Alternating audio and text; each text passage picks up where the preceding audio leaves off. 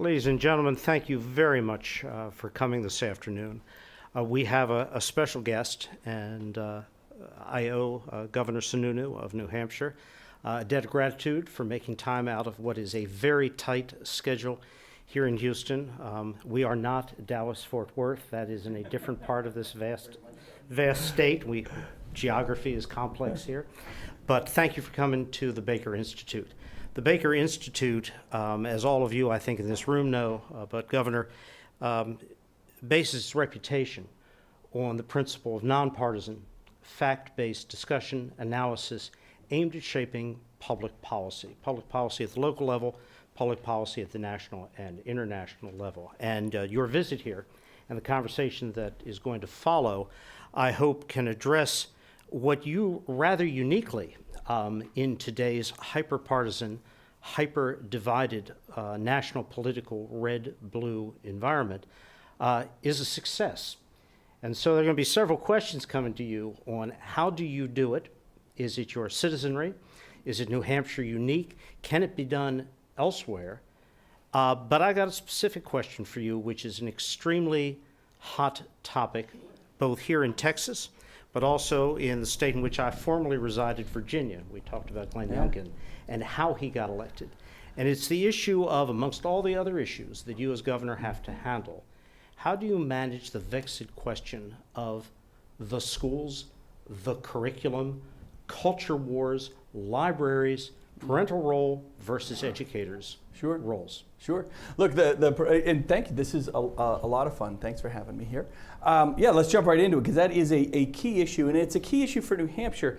And by that, I mean, it's not just about parental rights, right? You know, one thing that Glenn really he hit those two words, parents matter. And he wasn't just saying that parents matter. What he was really saying is you as an individual matters. You as an individual have the voice. It's not about us. Right? And I say that all the time.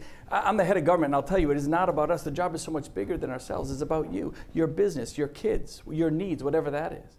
And the trick of good government is not saying, well, here's our system and here's our program, and you have to fit your need into our program. No, the trick of government is saying, you know, this is how we do it, but how do we wrap our opportunities around your needs? How do we wrap our opportunities around you? And that's really what he was saying with Parents Matter. Now, it has really gotten exemplified with COVID, right? With what was happening with COVID, with masks and no masks and vaccine and mandates and all this kind of stuff. If I may, you know, Glenn is absolutely right. And Glenn Youngkin is a fantastic governor. But to be honest, Glenn was talking and resonating really with 48 other states. Us in New Hampshire, we said, we've been doing that for 200 years, right? New Hampshire's is effectively so different because we cherish local control above all else, right? All of our property taxes go locally. The vast majority of how schools are funded are with your local dollars already. We don't have state control over the schools. We don't want state control over the schools. It is the parents and the school boards and the teachers in every single, not county, every single town, and in some cases, every single school. So that is really at the essence, I think, of why New Hampshire's been able to separate itself both politically and economically in a very positive way. And I think what folks are realizing are, we have to get away from this top-down, one-size-fits-all big government solution. And look, I think we have big government Republicans. We have a lot more big government Democrats, frankly, but we also have big government Republicans we have to be careful of. And it's easy to get caught up in that. Well, I'm at the top and I have the power and I'm right, so I will just impose my will upon there, and it's okay because I'm right. No, right? You have to let all people also make mistakes. You do. Do towns and school boards do things that I disagree with all the time? Is it my job to go in and tell them, but thou shalt and thou must?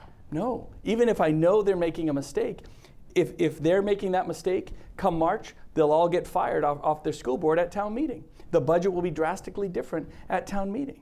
So there's a huge opportunity in doing that, and I think that's been kind of our secret sauce of success. Glenn got that. I think a lot of folks are getting that, and they're saying, look, let's decentralize. Let's get back to basics. Let's put that individual first. And at the school level, it's absolutely fundamental. But again, you got to be careful not to go that route of saying, well, we're going to put it first, and we're going to force them to do it our way. If you have a very liberal town and they are so passionate about doing things their way, and the parents support that, and the school board supports that, and the kids and the teachers support that, and they all vote for that, well, that's their choice. And it's okay to disagree with it. I might say that's a foolish thing to do. But you know what's great about the U.S. Constitution? First and foremost, it gives us all the rights to be an idiot. It does, right? It is as long as you're being safe, you're not causing individuals harm. You can be as foolish as you want to be with your business or your choices or your vote. You can. I might completely disagree with it, but I'm a free market guy. And I fundamentally believe that ultimately the free market catches up to everything in this checks and balances. And when you make a bad decision, you're going to get a bad result. Hopefully you learn from it, and the result changes. That's the essence of a free market, not just in terms of the economy and capitalism, but in terms of how you vote and your processes at the local level. So you have to really cherish that. I consider myself a very rational conservative, but on the other side, you got to be careful not to just try to impose your will. And the best way to do that is remind yourself, it ain't about us, man. It is really about those parents. It's really about those kids. It's really about those outcomes at a very localized level. Thank you, Governor. Along those lines, John and I co-direct the presidential elections program here at the Baker Institute. And so New Hampshire comes up every 4 years as a very important state. I was wondering if you could just go over sort of the historical status of New Hampshire as the first in the nation primary, and what you consider to be the pros and cons, or so if you have to defend that, which you have to do pretty much every 4 years, why New Hampshire should continue to hold that status. Well, look, first and foremost, it's an absolute honor. It is an honor. I mean, we're humbled to have that responsibility, that obligation of hosting the first in the nation primary. It isn't a nice tradition. It's something we take very, very seriously. We have, I think, great metrics. Our voting system, our ballots, there's a lot of integrity in our system. People very much believe in our system. One ballot, one vote. We count the votes, you get the result that night. We'll have recounts if we need recounts, but they're virtually all verified. So the way our system works fundamentally, people have a lot of faith in. We have very, very high voter turnout. The high voter turnout isn't because we have the first in the nation primary. The high voter turnout is because of what I just spoke to, so much local control. I mean, pretty much everybody in the state is either related to or is themselves someone who has run for the planning board, the zoning board, the school board, our 400-member House of Representatives that all get paid a sum total of $100 a year, right? I mean, it's a volunteer. It's the largest parliamentary body. It's the biggest voice of the people. I mean, think about that. 400 representatives, they get paid $100 a year, and they represent 1.4 million people. It's about one representative for every 3,500 people. You can literally knock on every constituent's door 2 or 3 times in an election, and you have to. And we demand that for ourselves in terms of local accountability. Then that carries into the presidential candidates. We ask the exact same of them as we ask of ourselves. You got to come to our living room. You got to earn that vote person to person. You got to look us in the eye. We got to buy off on you as a person before we're going to even get to policy, right? And a lot of folks can't do it. They won't talk to the press. They won't engage. They just run hundreds of millions of dollars of ads or whatever it is. And we see right through that. We do it. And it isn't because we're smarter or better. It's just because for 200 years, we've done it this way, and we've had a whole different level of accountability and expectation. I'll give Joe Biden's a great example, right?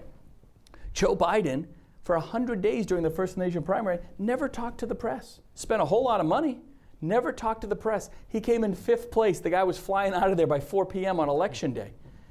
We tried to warn the rest of the country. I don't know. You guys didn't get the memo. But that's exactly why he didn't do well, because he didn't engage in folks. A guy like Bernie Sanders did well because Bernie Sanders, he's next door.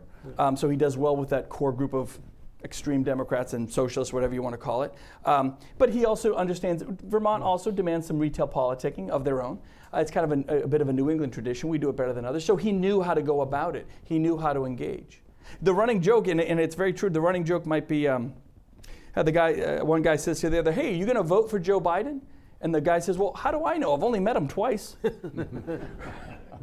That's kind of how we think. You got to keep coming back and keep earning it. And if you don't, you kind of get, so I believe it's a wonderful filter for America, because it says we don't care what your name ID is, we don't care what your money, how much money you have, we got to buy off on you as an individual, as that first filter of getting by. And overall, I think we do it pretty darn well. Oh, thank you. Yeah. Governor, there's a lot of discussion. Can't turn on the TV or pick up a newspaper without talking about ballot security, stolen elections. You said you don't believe the 2020 election was stolen, that Donald Trump lost it. Why do you say that?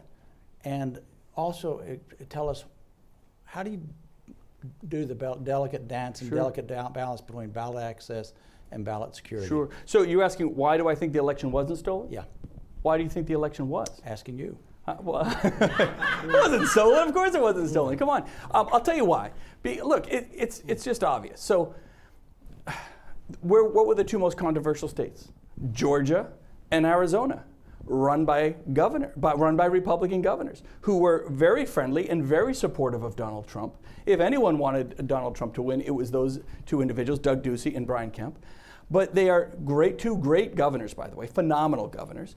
And they stood up and they said, no, what's right is right. We're counting. We would love to tell you that you won, but the votes don't come out that way. Arizona did their audit. Georgia, they did their audit. They showed it. It wasn't stolen because it wasn't stolen in those states, and those were the pivotal states. So it isn't just because we say so; it's because they went through the process. And if folks have questions over something that's happening at your voting booth or with your ballot, you should ask those questions. And the systems, or at least in New Hampshire, they are, and I think in most places, they are designed to have recounts or whatever it might be, or go in and count the ballots. New Hampshire is very unique. Every ballot in New Hampshire is a paper ballot. We fill in the little circles. So there's a record of every single vote. It drops in that box. Do you know and it's done with an optical scanner. Do you know the first thing we do by law when we get a new optical scanner? We rip out its guts.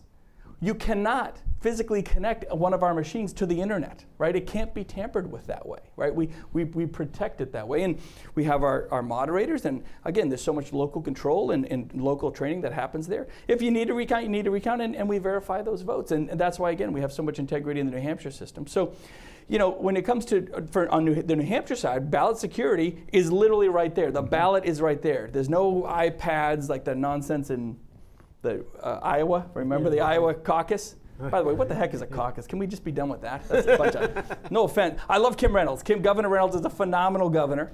But please, the whole caucus thing is getting a bit ridiculous. But you have to have one ballot, one vote, count the votes, and get the results, and have an open and transparent process. We have a system in New Hampshire that works very well. I think a lot of states do. Some places might not. Some places are I don't want to say they're intentionally manipulating a process, but boy, they really try to create things with a lot of clearly unintended consequences. You guys have early voting here in Texas, right? Yeah. I'm not a fan. I'm not a fan of early voting at all. Think about early voting in Pennsylvania. I mean, seriously. And what just happened with the debate the other night. Do you think a lot of people that voted for Fetterman are going, maybe I shouldn't have done that, right? A lot can happen in the last couple weeks here, guys. That's where the excitement really does happen. In New Hampshire, the average undecided voter does not decide till about October 27th, 28th, 29th. We've done a whole study on it. So you got to appreciate that. So when you just open up to early voting, look, people can have that choice and people are smart, but what you're saying is, yeah, things probably won't change in the next few weeks. They will, and they drastically do. So that can be an unintended consequence, California, all mail voting now? Really? Holy cow, are you asking for trouble in terms of who's in, where the control of the ballot, right? Yeah. I put it in the mailbox and then I don't know, that's a lot to me. We have absentee voting in New Hampshire, but again, it's a good process, controlled process. It has you have to be sick or be traveling, and you go and you show your ID, you do the whole 9 yards. It works great. It works great. People have faith in that system. So there are ways to do it really, really well. I don't know. Yeah, the mail ballots where every registered voter is mailed a ballot have some issues. Oh my gosh! It's so obvious, isn't it? So California especially, that's a really, really tough one, and I think that's going to have very dire consequences long term, and it already has. I mean, look at California. I mean, look at the state of California. Who is rehiring Gavin Newsom? I mean, it's sad. I lived in San Francisco for 3 years, and I went. This is back in 2000, 2001, 2002. And I went back recently, and it was really sad. It's a beautiful city. It's a wonderful city, and it is in such disarray. The homeless problem, the mental health issues, the whole city has a stench to it. I mean, it doesn't, that's not the San Francisco I was living in. Go to New York, the same thing, right? Crime everywhere, and no sense of control, no support for law enforcement. These things have real consequences, and if you don't have a system that can effectively say, hey, you didn't do your job, we're going to fire you as voters. I believe in that very much. If you don't have that system in place where that accountability exists, you're just going to keep falling down the rabbit hole a little deeper. I'm the only governor. By the way, I just talk a lot, so you can cut me up. I'm the only governor, with the exception of Vermont. I have to get elected every 2 years, right? It's a very unique thing. And as governor, I'm like, oh man, campaigns stink, right? This is hard. So my strategy is I don't campaign. I don't do my first fundraiser. I didn't do my first fundraiser until a few months ago in the spring. Because as soon as you start doing that, your campaigning, your fundraising, politics becomes a variable in your decision making. And you're not going to get as much done. So I work really, really hard to ignore the politics. You don't talk about campaigns, you don't run on anything. You just get a lot of stuff done really fast. And we've been very successful with that. And then you run on that record of success. And if you did a good job, you get rehired. If not, they're going to fire you. And that's just the way it is.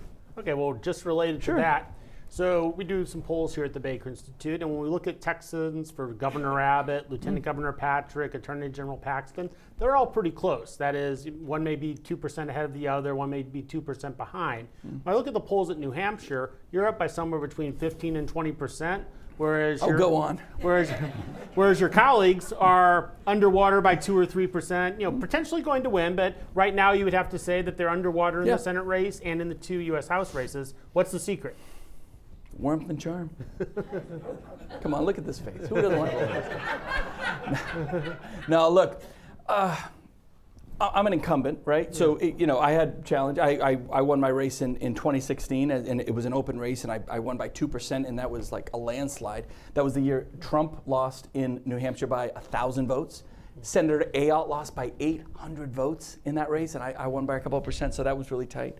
Incumbents are always going to have a bit of an advantage. But at the end of the day, I'm running for my 4th term now. That's a very, very rare thing. Only one other governor has done that. And look, I think it's approach. You can talk about policy all day long, but if you don't have the right approach, it ain't going to work. Again, you got to connect with people as a person. You got to be as a politician, the first thing you have to do is listen. Well, of course, do we really have to repeat that?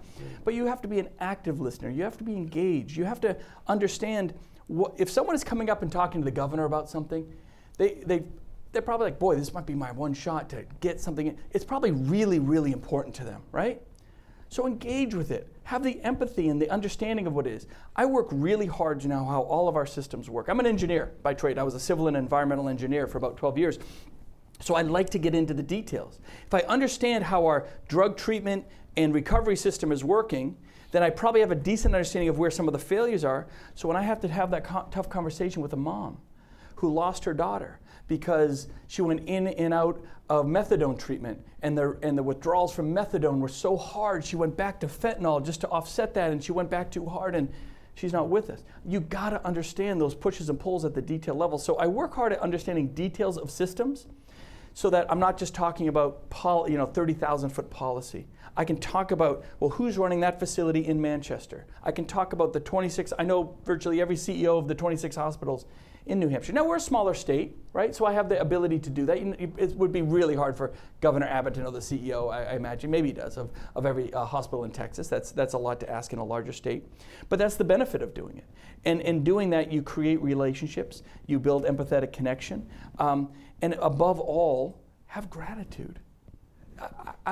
I was given the honor and the responsibility of this job.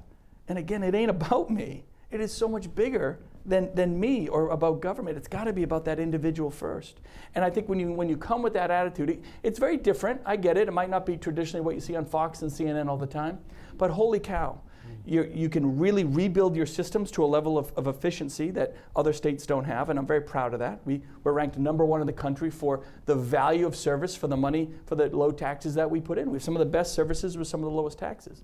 That comes from knowing how these systems work and connecting with folks and having an open ear. When I wanted to rebuild the mental health system, I didn't bring in Republicans. I don't even know what the political party of the people. I just found the best stakeholders I could find. We rewrote our mental health plan, not with bureaucrats at HHS. Families rewrote it. We did 20 public meetings and we took all the input from the families, and that redesigned our mental health plan, and that defined where the barriers were. And then as an engineer, I say, all right, let's do it. Let's redesign this thing. The last thing I'll say about that is, as an engineer, I always appreciate that you never design the perfect system. So you have to design flexibility. I hate it when we do things that say, we're going to have a law and we're going to fund it for 6 years and this is the way it is. Well, what if you have to pivot in year 2? What if you have to design something else? What if something comes after fentanyl, right? What if there's another thing? So we tried very hard in New Hampshire with my administration to design flexibility so we can pivot on funding, pivot on rules and regulations, pivot where we need to go based on the needs of that system, knowing that it's not going to be perfect the first time. I think people appreciate that. But I think it just starts more, policy is important, funding is important. I'm very fiscally responsible. We got these huge surpluses, and I always cut taxes. I know people obviously like that. But putting that individual first, they know, and not just saying it, but letting them walk away from a conversation and letting them feel it. I think that makes a huge difference with folks, and maybe that's just how I've been able to separate. Or not, I don't know. I'm in the snow globe, right? I'm in the bubble. I also appreciate that about myself. I don't have an absolute understanding of how I'm perceived. I ask people all the time, what do you think? How am I doing? And if someone says, oh, you're doing great, I say, look, I appreciate that, but tell me where I could be doing better. If I don't know it's broke, I can't fix it, right? And I'm here to fix things. I love doing that. Governor warmth and charm. Yeah. Thank God for my mother, because if you know my dad, it didn't come from him. You've described yourself as a joyful warrior who likes to wink and smile at people. But things got pretty tough during the last primary when you had verbal fisticuffs with Don Bolduc, fellow Republican running for the U.S. Senate. You called him a conspiracy theorist type candidate, and he said you were a communist China sympathizer who came from a family that supports terrorism. We thought things were tough in Texas.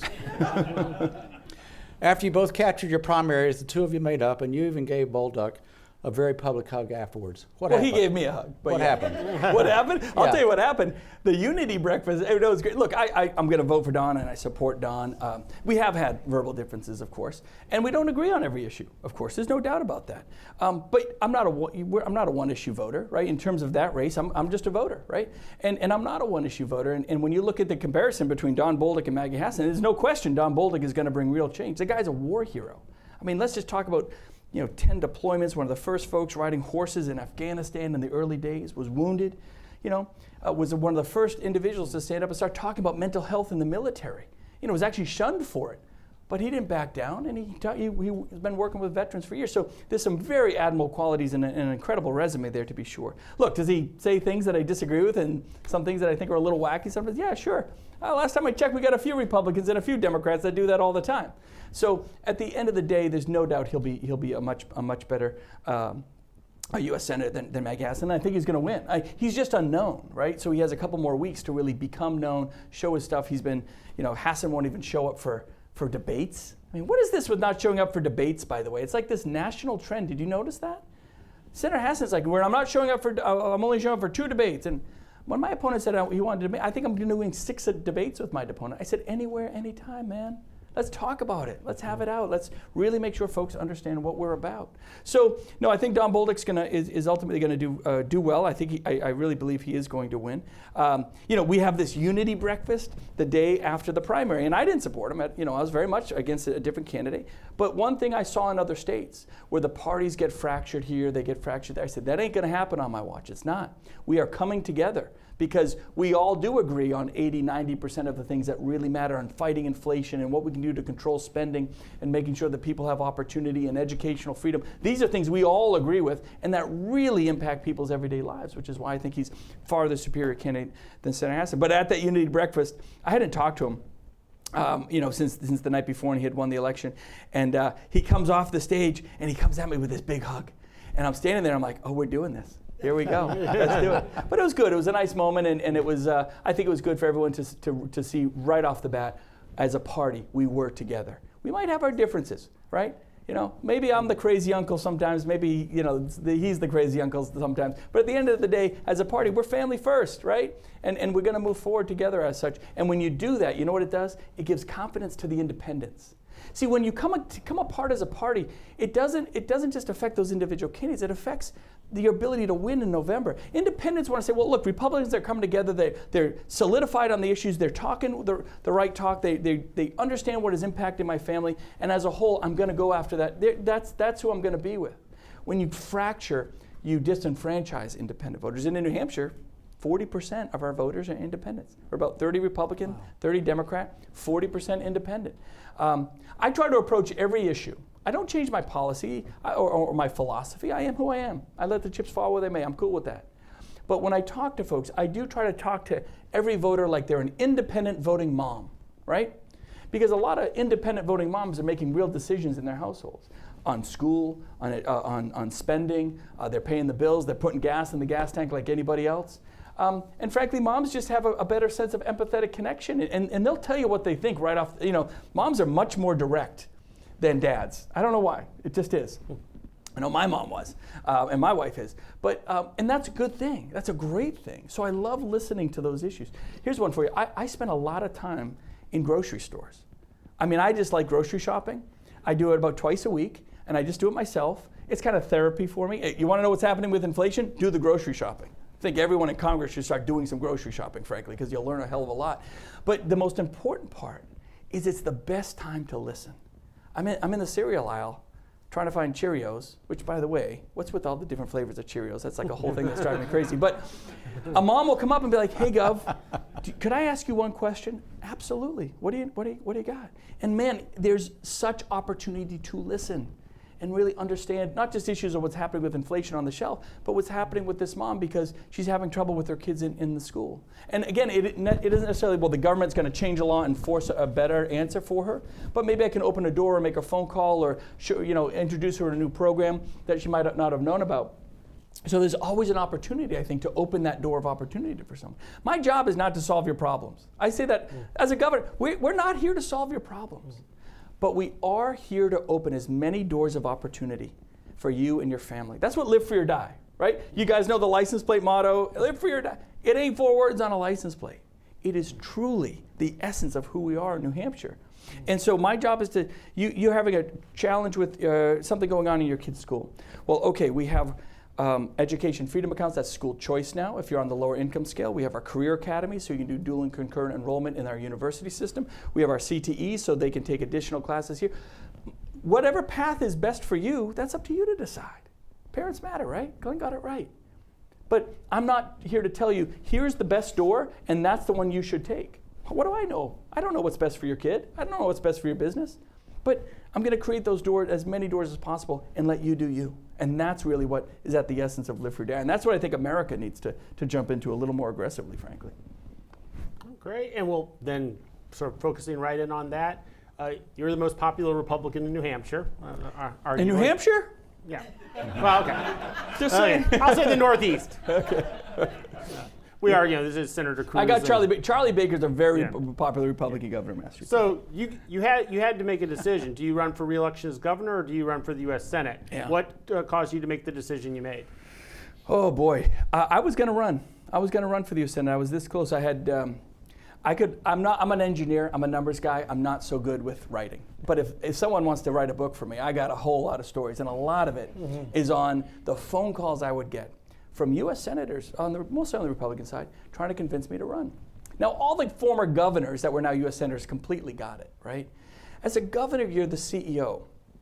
The buck stops here. A lot of responsibility, a lot of accountability. My phone is on 24 hours a day. There's a flood, there's a shooting, there's a tragedy, whatever. I'm the guy they got to call, and I'm the guy that's got to respond to the team or design the system. What is the Senate? It occurred to me, I started going, well, what do I do as a senator? Well, you approve funding. You approve a policy,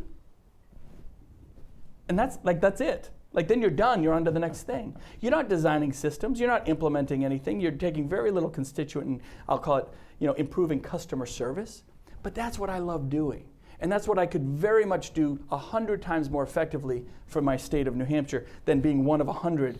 It's like, do you want to be the CEO on a board of directors of 100 people that might meet once a quarter and sometimes get something done? Now, as all these U.S. senators call, I got to tell you, great people, a lot of them really great people, and I won't name names yet. But man, they're the worst used car salesmen you've ever heard. They said all the wrong things. I had one U.S. senator start talking about how much vacation time they got.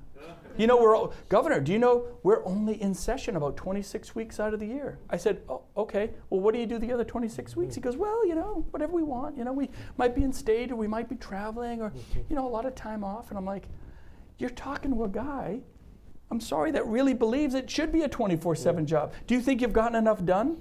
I mean, really.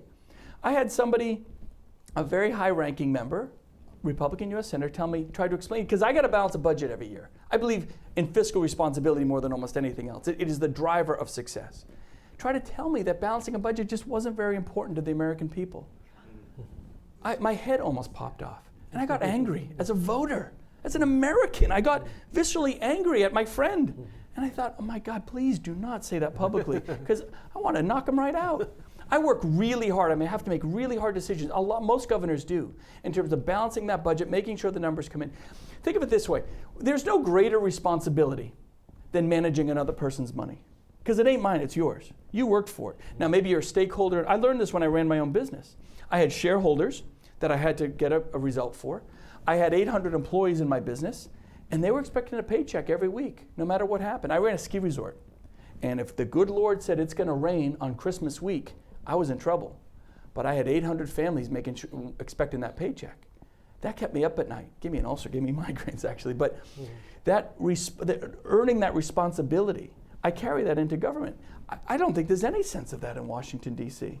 And I think that's one of the most important things to appreciate. It ain't our money, it's your money. That's your blood, sweat, and tears. That's your time away from your family. I better do everything I can to manage it really, really well. And so quickly I came to the conclusion. I quickly reversed and said, oh, no, I'm not going, I'm not being part of this. I was pretty disappointed. I was a little verbal about it, probably. Some of them were a little angsty. Someone said to me, I did this press conference and I announced, I'm going to run for governor again. I'm not running for Senate, I'm running for governor again. And they said, well, did you call Mitch McConnell yet? I said, I don't work for Mitch McConnell. I mean, I like Mitch, he's a decent guy, but I don't work for him. Why would I call Mitch McConnell, right? I'm talking to the 1.4 million people I represent. So it really got me thinking, man, people just have, I think, national media, national perception, have a lot of folks' priorities a little bit backwards. And I couldn't be more happier with the result. This is my skill set, if you will. This is another one. Sorry, I don't mean to go so long, but someone goes, they said to me, you have to get elected every 2 years as governor. I said, yeah, I got the memo. A ridiculous thing to say. But as senator, you only have to get elected every 6. Imagine, won't that be great? I said, no, that'll be a nightmare.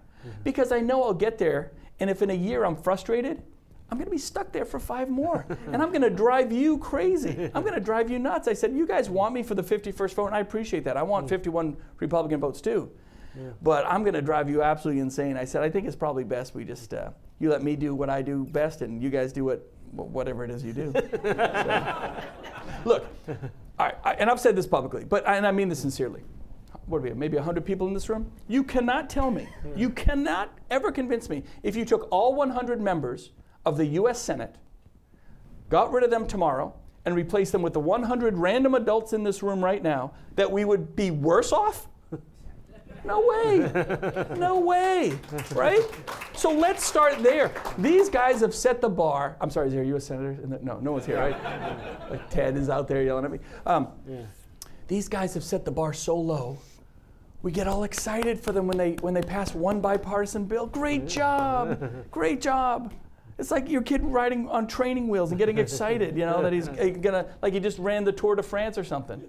But they've set the bar so low. I think that's terrible. I really do. Now, I don't mean to harp on any one individual. I think as a body, we just need to demand better. Which is why I've said it, fire them all, right? Just fire them all. Let's start there. Because I just don't think you'd be worse off. I don't. Let's get some folks in there with some accountability. Let's get term limits. Like, what is this, sticking around? Politics is not a career. It is a service, right? It is a service. It is how you tithe your time. You give back to your community, and then at some point you go back and get a real job and take care of your family, be part of the community. But it's got to be taken as a service, not as a career. And too many folks in Washington, well, A, they're not going to grocery stores enough, and B, they're spending too much time in D.C. So one of the critical questions facing your party, the Republican Party, is how do they deal with the enormity of support for former President Donald Trump? Many continue to carry Trump's banner, while others, like Congresswoman Liz Cheney, actively confront him. Yeah. Meanwhile, some, like Virginia Governor Glenn Youngkin, adapt a more middle road, often choosing just to ignore him. What do you think is the best path forward in dealing with that? Move forward. It's just that simple. Don't overthink it.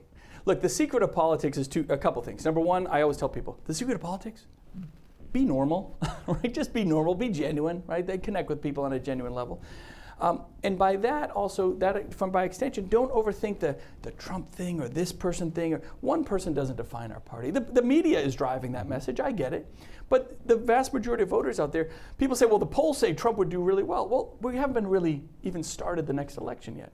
Haven't really been given a choice of anything yet. So it's not shocking to hear that the former president does well with his own party well before the next election. That's commonplace. people say, well, if Trump runs, a lot of folks won't run. No, they're all running. Believe you me, everyone who's talked about running is going to run. And that's a good thing. It really is. It'll be a very big and open process. And whether the former president or not runs, I don't know. Maybe he does, maybe he doesn't. But don't overthink it. I also firmly believe, let's think of the American spirit. What is America about, right? Do we ever settle? Do we ever say, hey, this iPhone is good enough, I'm not going to wait for the next one? Or a piece of technology is fine, we're not going to take it to the next level? Or an idea is okay where it is, we're not going to try to advance it and make it better? That's at the essence of who we are as Americans. So you can't tell me that as Americans, we're going to get to the next election and say, hey, the best leadership of tomorrow was the leadership of yesterday. It's not in us to do that. It's just not. And so when given other options and new ideas and new opportunities and the ability and the demand to finally get stuff done, I'm not pro-Trump, I'm not anti-Trump. I think like a lot of us, I'm just moving on. My job is to take care of 1.4 million folks in New Hampshire. Best part about my job is to be selfish. It is. My job is to be super selfish for my citizens. I want 49 other governors looking at me going, how did he do that? How did he get his opioid deaths down so much? How did they revamp their mental health system? How did they balance their budget so well but deliver so, And I want to put, without political or personal prejudice, I just want to put my state first every time. And I love that. Like it's almost like it's a friendly competition amongst governors. And that enforces more accountability, and that forces me to constantly challenge myself or an old system to simply make it better. And that's what Americans want. And so I just firmly believe it's very much in that American spirit that we're going to move on one way or another. We're going to find other candidates on both sides, by the way. It'll be an open race on the Democrat side, too. The interesting aspect is on the Democrat side, in the open race in 24, which is going to happen, it's going to be vicious. They really dislike each other on that side. I really believe that. I don't mind saying that. I think there's a whole lack of respect for, if you name the top 5 potential candidates on the Democrat ticket in 24, I think they viscerally do not like each other at all. And they're going to go at it. You want to see the fastest, crashingest falling star in the world? You watch Kamala Harris's campaign. They don't, no way, that's going nowhere. But there's going to be a visceral fight over it, and Buttigieg will want it. And then you'll see Gavin Newsom jump in the race, and you'll see Pritzker try to buy his way into the race. I don't know. It's going to be Thunderdome on both sides. Everybody comes in, one comes out, but it's going to be a heck of a ride to watch. But I think overall, Republicans are in a very good position. We don't want to see America do badly, but these policies have failed. And not because we say so, because everyone's feeling it. We don't have to come up with the proof much more than go to the gas station or go pay your energy bill, and everyone's feeling that. So I think Republicans are going to be in a good position to say, hey, let's get back to putting people first. Let's get back to that kind of that Glenn Youngkin, and maybe Glenn will run, who knows? That Glenn Youngkin model of parents matter, people first, individuals first, businesses first. Even when we don't like them, even when they're not on our political side, even when they're super woke. Look, if you're a business and you're ultra woke, I might disagree with you vehemently. But it's not my job as the government to go punish you. I think the free market will take care of it. I really do. You're already seeing that, right? With a lot of this ESG stuff, which I think is just nuts. It's gone way overboard. And banks took it way too far. They're already showing that when banks and investors go with this ESG funding, they make much less of a return. Look, my job overseeing the pension fund of New Hampshire, I need the biggest and best return for my state employees for their pensions. I don't care how you do it, just go get the best return, that's their money. But when they do all this ultra social engineering around their investments, it's not working. And you're seeing a lot of BlackRock is trying to back off of it, Bank of America is trying to back off of it. So again, the free market is slowly taking care of a lot of that. So we'll see where it all goes, but I think Republicans, one way or another, are going to be in a really good position for 24. Good. Were you going to run? Maybe. Yeah, I think you should. Well, looking at 24, so we're about 15 months away from the first in the nation primary, a little shorter from when people file into gyms and sit there for about 2 hours in Des Moines and elsewhere, waiting and waiting, caucus, and then going together and then separating when they're below 15% and then going back together, et cetera. But so you alluded a little bit, but if you had to sort of point out to the audience what 3 to 4 candidates or 5 candidates they should be looking at in each party, who would you advise them to look The at? actual candidate? You want me to name candidates here? Yeah, just I'm going to be chicken out a little bit and name the obvious, right? So Trump or DeSantis may run. I don't. Glenn may run. He might not. I think. Look, for me, it's got to be about a governor. It's got to be about an executive, a CEO, somebody. I have a hard time with people that are just congressmen or senators because I don't think they've had executive level experience. I think Nikki Haley's going to run, and she's great. I'm a big fan. I think Pompeo's going to run. You're not going to find anyone better on international affairs and understanding that than Mike Pompeo. He's really, really smart guy. I think Mike Pence is going to run, and Mike's done a little bit of everything, right? He's been governor, he's been in that administration. He was really one of the most pivotal people in managing COVID out of that White House, and I got to give Vice President Pence a lot of credit there. He's a good guy, a really good guy. So you got a lot of great candidates there. And then on the Democrat side, it's the ones I just mentioned. It's the Buttigieg, Kamala Harris. I think you're going to get 12 people running on that side. You're going to get folks try to buy their way into the race. I love that Gavin Newsom wants to run. I mean, it's just a joke. I mean, as Republicans, we should pray that Gavin Newsom gets the nomination. There's just a lot of folks with the delusions of grandeur on both sides of the aisle that will want to jump into that race. It'll be fun. It'll be fun, really, really fun to see. And we'll be the first stop. And if you don't come to New Hampshire, you ain't going to do very well. It's just that simple. So. Governor, one of the biggest problems facing the nation is lack of comedy in politics. As Secretary Baker has observed, too many public officials prefer yelling at each other over our problems rather than working together to try to solve them. You believe that both parties have retreated to extremist corners, and you have once said, Sure. We just handed our microphones to the fools. Yeah. Can you give us a little idea of why we have such lack of comedy? But more importantly, the hard one is, how do we get out of it? Do you have a prescription for that? I know why we're in it. There's a couple of reasons. Number one is gerrymandering. Mm-hmm. Gerrymandering, well, see, he's got it, right? Mm-hmm. So gerrymandering, over time, about 15, 18 years ago, we had about 145 seats that were always in play on the congressional side. It's down to about 35 or 45. So what happens? Let's pretend I'm a Republican congressman, and I'm in a district that has now gotten really, really Republican. I'm now more afraid of being primary than I am of the Democrats. I know I'm never going to lose to a Democrat, so I better shift my stuff way to the right and get in that corner. And so it has forced everyone into corners. By the way, not only politically is it terrible, but your constituent service becomes horrible. Why do I need to return phone calls? Why do I need to engage with my constituents? As long as I stay way to the right, I'm going to win. That's a terrible, terrible system. I'm the only governor in the country that did not sign a redistricting bill. I'm the only one.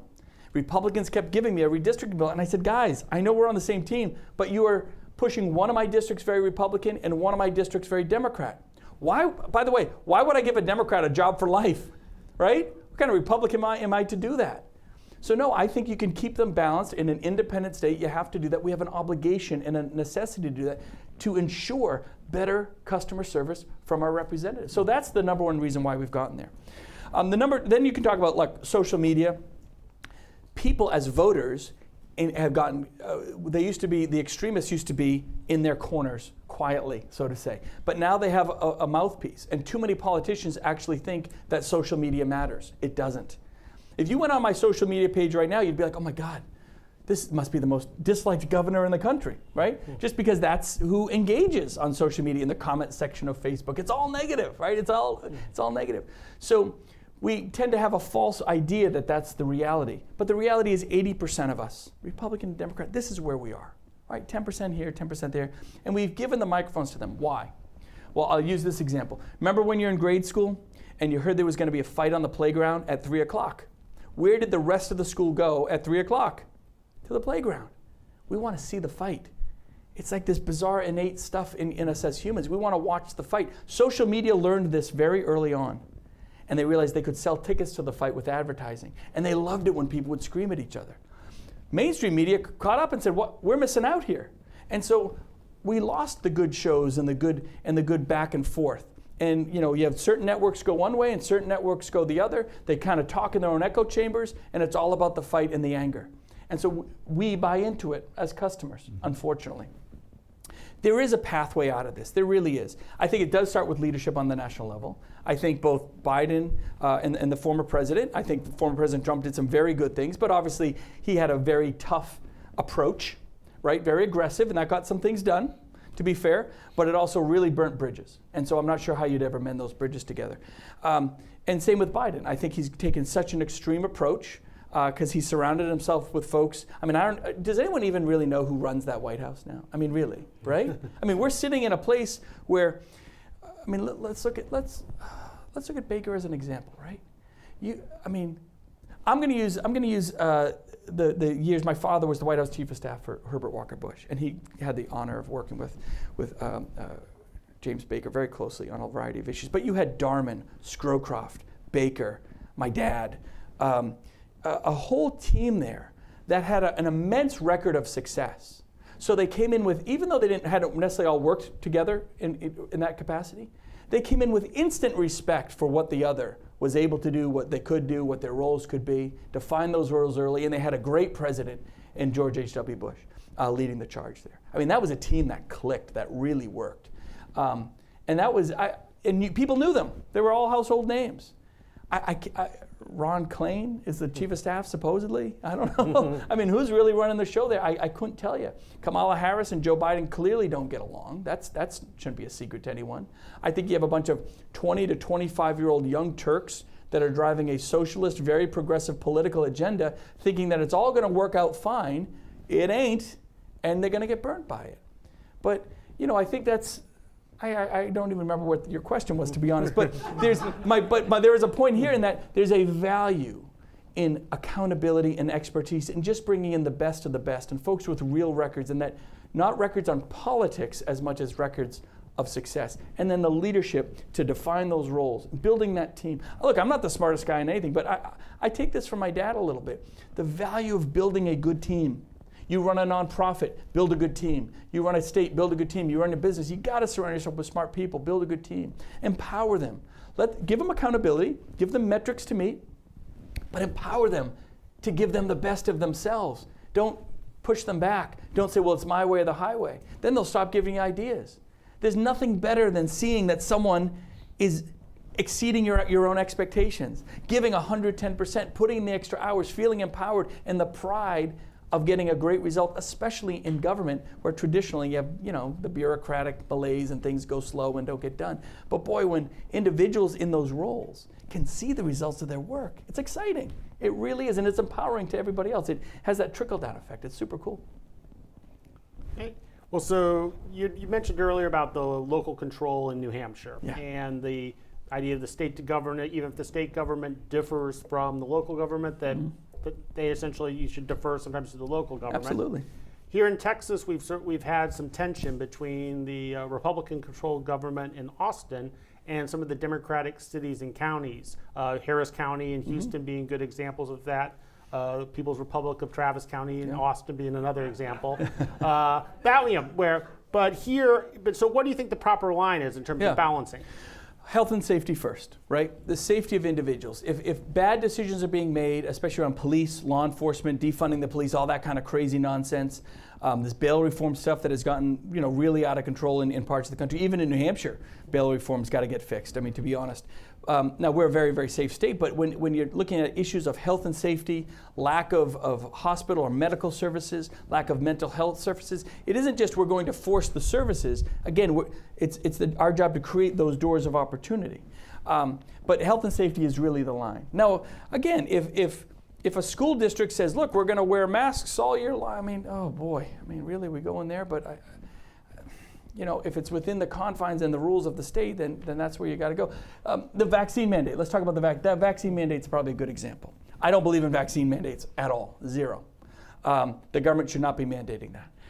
We had a small business though, Fred's Flower Shop, right? Fred and his family ran the flower shop. Fred's wife had cancer, and she was in remission. And they had some employees, and Fred said, "Look, I want everyone to be vaccinated."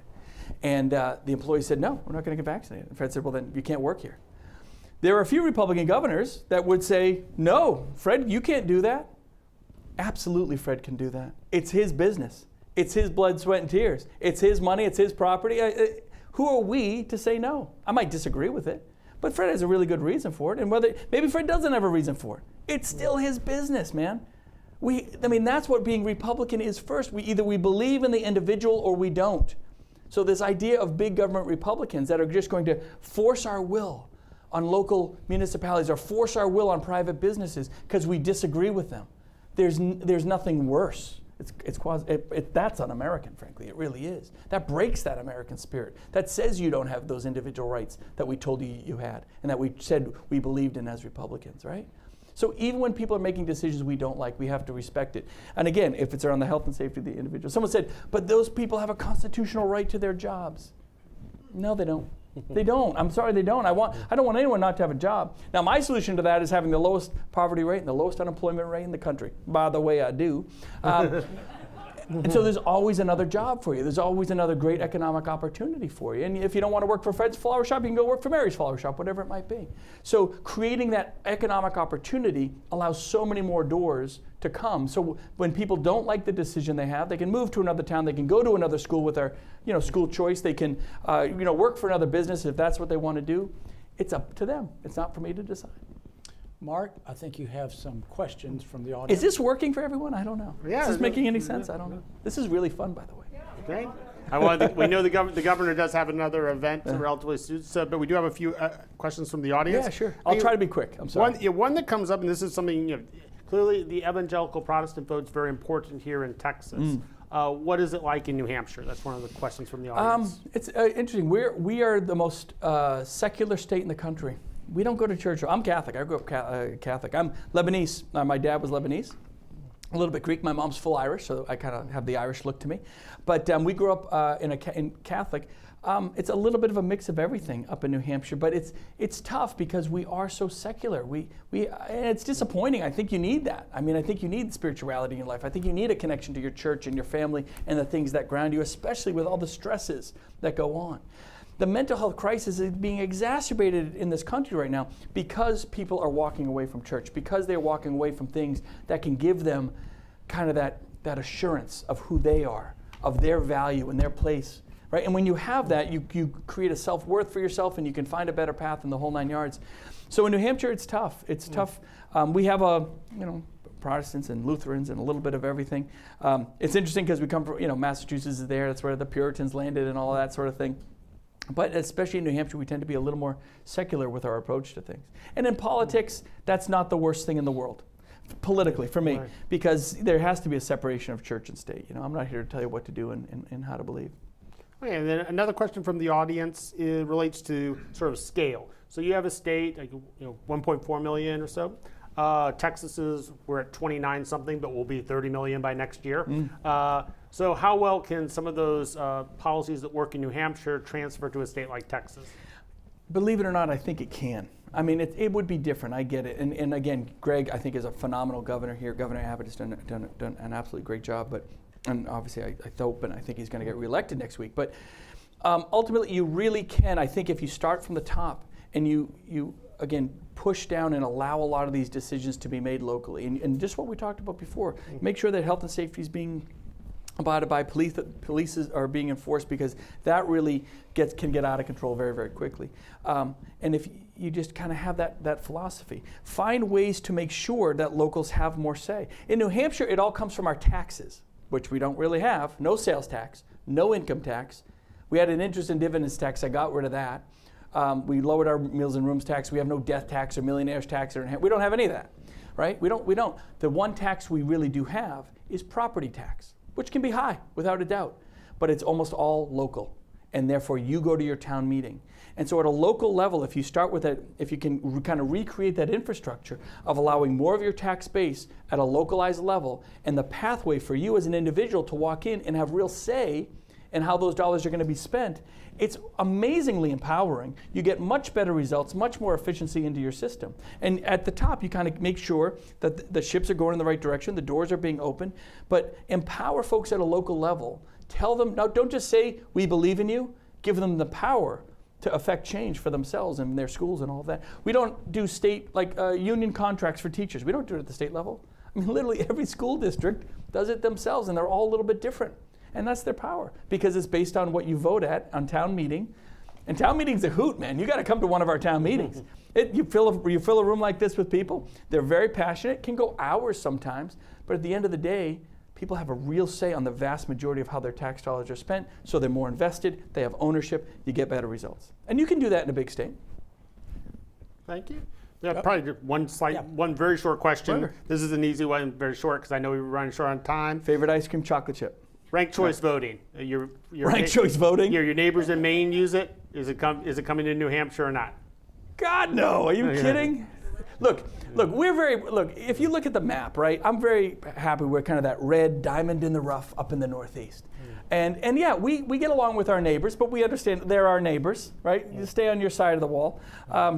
The river, like we have the Connecticut River that separates the communists of Vermont with the free libertarian, lowercase L libertarians of New Hampshire. And like for Bernie Sanders, for example, from Vermont, like when he gets too close to the border, all of our Apple Watches go off beeping that a communist is coming, and we make sure we keep that out as much as we possibly can. Look, we have a lot of pride in how we do it. Not arrogance. We do it I try to do it with a bit of humility, confidence, because I think we've gotten great results, but you've got to come at it with a bit of humility and try to share some of those models. And as governors, we work together really well. I'll go to Governor Abbott, I'll go to Governor Ducey in Arizona, Governor Burgum in North Dakota, say, hey, Governor Burgum, North Dakota, you really understand what's happening with oil and what's going on with the transmission of oil and our natural resources, and we can lean on him. Governor Baker's amazing in healthcare. I can pick up the phone and lean on him. So we're always trading ideas and sharing ideas, not like Congress and Senate. I think in a bipartisan way, we work really, really close together. There's only one governor I can maybe 1.5, that I can honestly say I disliked. And he ain't governor no more. Okay. They kicked his ass right out of New York. Cuomo got everything he deserved. That guy was he's a mean guy. I don't mind saying that. I'm a very positive person. I really try to live, I don't try to just be in the clouds with rainbows and unicorns, but I try to inspire with positivity, not shake my finger. But I do demand that you have courtesy, that you're polite, you treat people with respect, and that guy didn't treat Democrats with respect, and so couldn't happen to a nicer guy. If you're watching, sorry, Andy. Governor, thank you so much for being here. Is that the last word? Yeah, no. Maybe we need a better word than me ripping on Andy. Not yet. I got one more question for you. Great. And I hope you can give me a candid answer to that. We're way far away from the New Hampshire media. Yeah, no one's listening but us, right? That's right. I'll whisper it. Just between us. Next Friday, you turn 48 years old. You're a relatively young man with a bright future. So just between us, no one else. Assuming you win this election, you ought to. What are your thoughts about running for higher office, perhaps one that operates in a White House? You want to know what I think of that? Yeah. All right, I'll tell you. I'm not going to tell you. Just between us. We're good. Yeah. All right. Very good. No, look, I'm focused obviously on the next election. I got to be honest. I've been asked to travel nationally a lot lately, and I like doing it. I do find a responsibility. I'm going to get elected for my 4th term, God willing, if I can earn the votes in a couple weeks. And I am a little bit on the younger side. I was the youngest governor in the country at 42, and that shocked me because I didn't feel that young, right? And for whatever reason, a lot of the governors tend to be a little older. I have young kids, so I have to take family into account. But I do love traveling nationally because there is so much negative out there, right? And I like kind of showing our model and having conversations like this and giving people hope, young Republicans or young anybody who wants to get involved in the political process, but it's like, it's all negative and you just get yelled at. No, it doesn't have to be like that, and it's not like that always. You can inspire people, and I take that as a huge responsibility of leadership, trying to inspire the next generation, regardless of your politics. Because if you're really good at it, you'll come around to my politics soon enough. So, but again, not by yelling at them, you have to do this, we're good. No. Be part of something special. Be empowering, not to yourself, but man, it's like Christmas, right? They say it's better to give than to get, right? It always feels better when someone loves what you can give them. And I'm just trying to give people the opportunity to share that with others. Do it with an open mind, do it with some positivity, inspire the next generation. And so I'm doing a lot of that traveling. I'm going to keep doing that. I think that's where the national conversation needs to go. And if I can be the guy that backs it up with some really good results and some proof in the pudding, so to say, I'm happy to do that too. And what comes, I don't know. I try not to look too far in the future because anything can happen. Fantastic. Thank you for joining us. And as they say at the end of the... You're not going to tell anyone what I whispered at you, though. It's between us. All right, good. And he said, yeah, he is. Come on, you can't say, I didn't say that. I did not say that. Come on. My wife is watching and she is... Blaming the media again, aren't you? But now, as they say in the New Hampshire legislature, this meeting is adjourned, sine die. Wow, pretty good homework there, buddy. Good to see you. Hey, this was a lot Thank of you, fun. Governor. Thank you, man. I hope that was all right. Thank you, guys. Good show. That was really Very great. nice. Thank you. Yeah, you bet. That was a heck of a lot of